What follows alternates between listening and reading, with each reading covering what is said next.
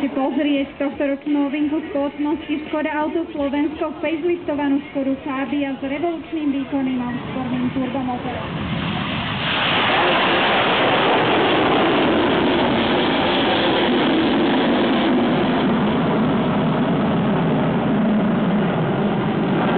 Demo týmu holandských vzdušných síl nám doletelo z leteckej základne Leeuwarden z Holandska.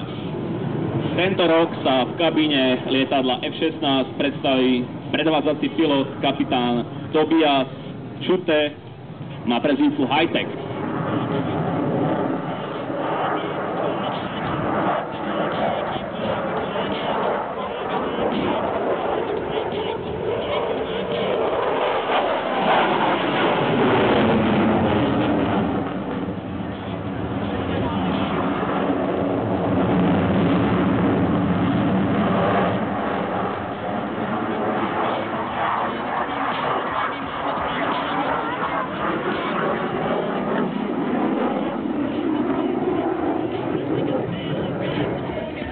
Na zvýraznenie trajektórie letu F-16 holandských vzdušných síl používajú zadymovacie zariadenie na koncoch krídel, tzv. Smokewindere, a na zvýšenie efektu letovej ukážky pilot odpaluje aj infračervené klamné ciele, tzv. fléry.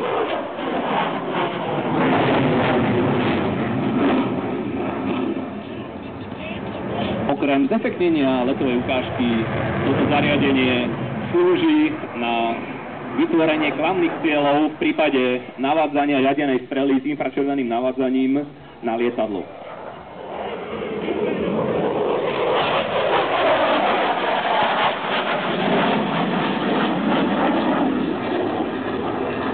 A teraz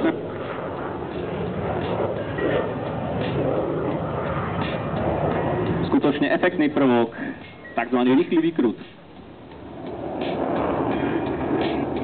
Holandský tým F-16 Demo prišiel do Piešťan v počte 7 členov, 2 piloti a 5 členovia pozemného personálu. A práve